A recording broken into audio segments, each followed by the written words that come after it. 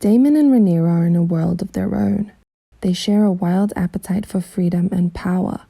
It's what fosters the flame of desire between them and helps them challenge the duties thrust upon them. In their fantastical fictional world, marrying along your bloodline is a Targaryen custom. Thus, I'll be unpacking their bond in spite of their shed blood. To better understand their relationship, we first have to take a look at the society around them. The House of the Dragon is as much a game of politics and power as it is of pleasure and female desire. The focus is on ruling the 7 kingdoms. King Viserys sits on the throne, but it's the women around him that are fighting for its future. No wonder, when we understand a woman's worth. Rhaenyra and Alicent are raised in a culture that fortifies men and leaves women largely confined to the bedpost.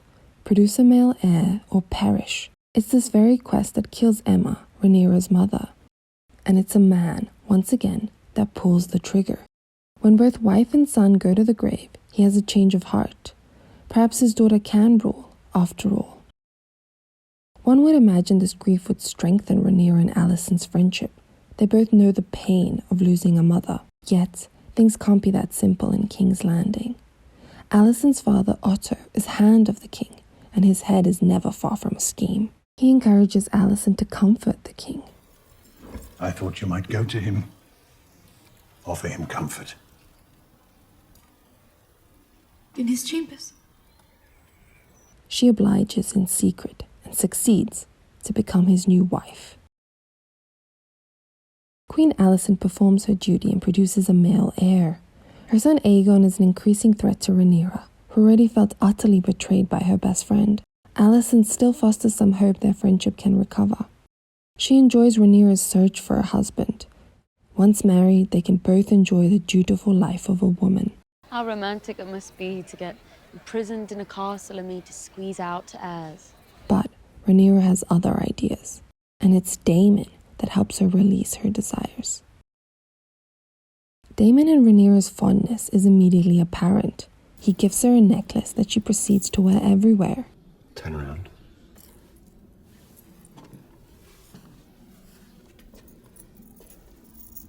Carey. Their mutual admiration streams out in the way they look at each other. Daemon lives the life of her dreams, wild and untamed. Rhaenyra wants freedom above all else. Daemon sees that in her and treats her differently.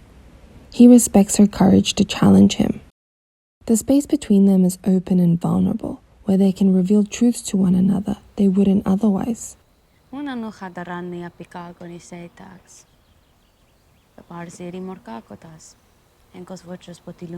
He reminds her to live freely.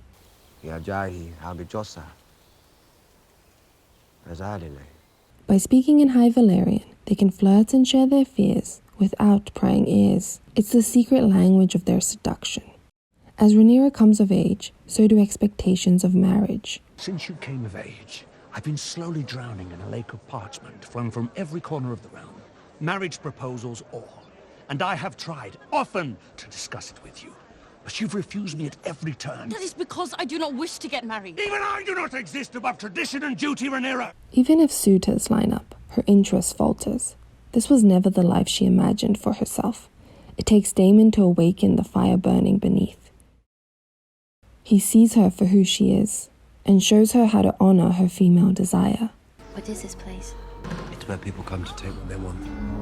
Fucking is a pleasure, you see, for the woman as it is the man. Her sexual awakening inspires her to seduce her Kingsguard, Sir Criston, when Daemon can't finish. As gossip spreads, Daemon pretends he did it. Better a first experience be with me than some whore. He points out the hypocrisy in how she's treated and asks to marry her. Wed her to me. When I offered up my crown, you said I could have anything. I want Rhaenyra. I'll take her as she is and wed her in the tradition of our house. Instead, Rhaenyra marries another man, but not before Daemon fights for her.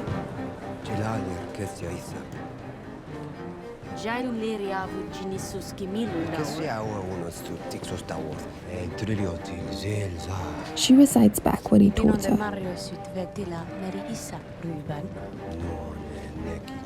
and challenges him to take what he wants.